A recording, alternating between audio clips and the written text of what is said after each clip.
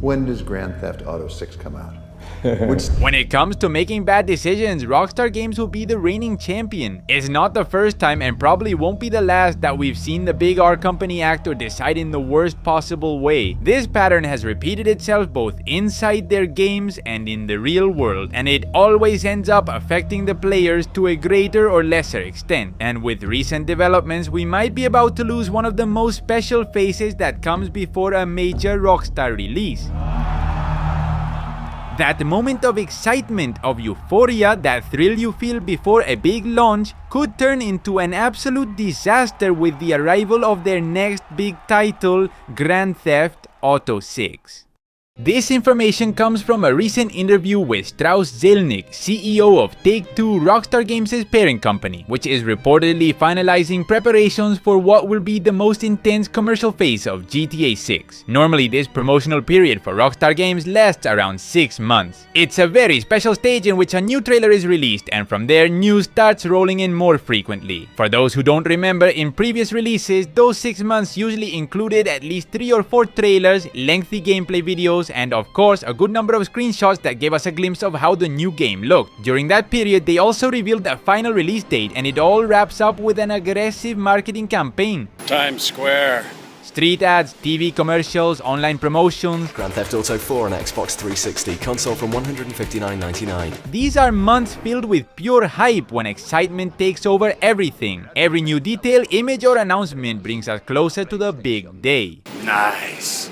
But Strauss's latest statements have worried many people because, long story short, it seems he has decided to cut down part of this amazing stage just like that without warning. Mr. Zelnick made it clear first of all that GTA 6 won't follow the same marketing pattern as previous Rockstar titles, something that, by the way, we had already started noticing ourselves in recent years, but he also added an even more concerning detail: with GTA 6, Take-Two will go for a much more conservative promotional phase. We're talking about a campaign on a much smaller scale than with their previous games, and one that will also be significantly shorter. The reason? According to him, it's all about preserving the element of surprise for when players finally get the game in their hands. We want to maintain the anticipation and the excitement.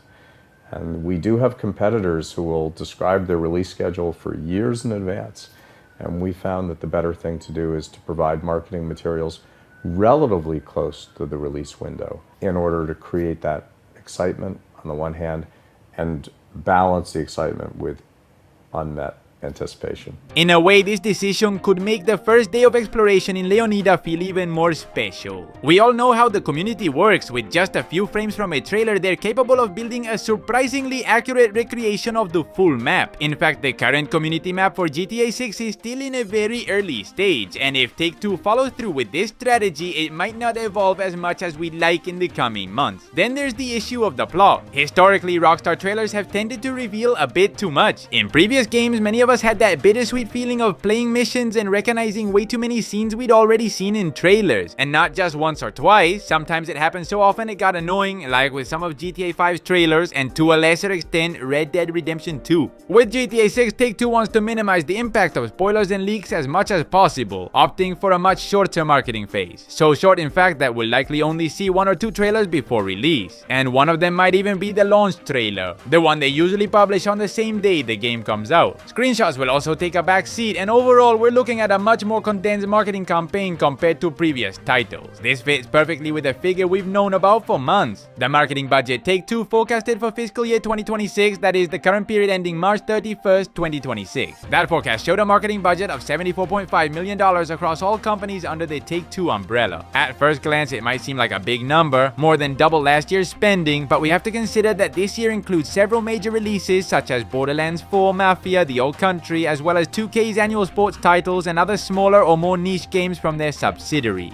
In other words, GTA 6 will have to share that budget, and if we compare it to the $49.7 million spent back in 2018, the year Red Dead Redemption 2 was released, it's clear that GTA 6 is getting a much smaller piece of the pie. In 2018, Red Dead was Take-Two's only major release, whereas now GTA 6 has to share the spotlight with other IPs that need much more marketing to stand out and sell well.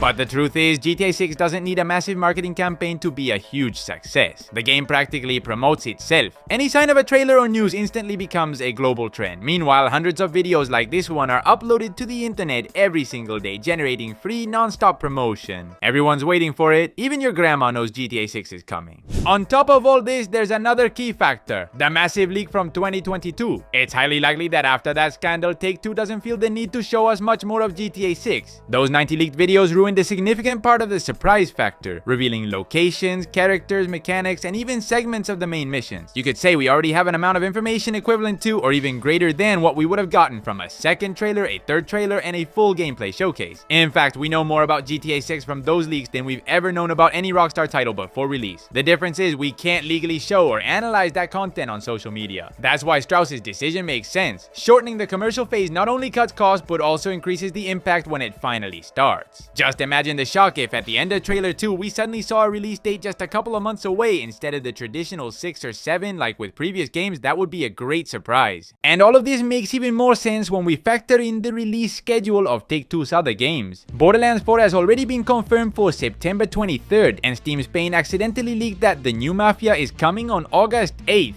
On top of that, 2K has announced that there will be news about Mafia on May 8th, likely signaling the start of its marketing campaign. If Take-Two wants to avoid its own titles competing with each other, they might stagger the campaigns accordingly, leave 3 clear months for Mafia, then almost 2 for Borderlands, and finally 2 or 3 months for GTA 6, aiming for a release in late November or December 2025. Following this logic, we probably wouldn't see a second GTA 6 trailer until after Borderlands launches in September. That would match the tighter marketing budget they presented and Strauss's plan to keep the mystery alive. But there's also another possibility. Once Mafia drops in August, Take-Two could release GTA 6's second trailer, give Borderlands its spotlight for a couple of months, and then kick off GTA 6's final marketing push in October. Whatever the plan is, it's clear this fiscal year will be a carefully choreographed marketing dance for Take-Two, and Rockstar as always will be the one leading the rhythm. In any case, it seems pretty unlikely that we'll see anything new from GTA 6 while Take-Two is focused on the release of Mafia. Its marketing phase is set to begin in just a few days and will run until August 8th, consuming a significant portion of the $74.5 million advertising budget. A budget which, as we mentioned before, is split among multiple titles, and each one leaves less and less room for GTA 6, which to be fair doesn't need much marketing to become a massive success. Still, it's a bit of a shame that all of this cuts down the hype phase we used to enjoy with every new trailer. That time when the excitement gave us goosebumps and we'd spend weeks analyzing every frame, every line of dialogue, every tiny detail. But at the same time, it makes sense to think that the smartest move is to keep as much mystery as possible for release day, to make GTA 6 truly feel like a monumental surprise from the very first minute.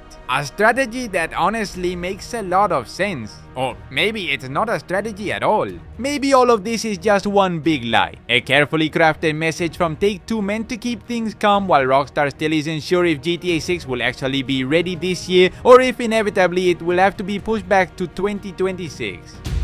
Both scenarios are entirely possible, and a more conservative marketing campaign is without a doubt the best tool Take-Two has right now, whether it's to preserve the surprise or to buy time while they navigate a potential delay of the most highly anticipated video game of all time.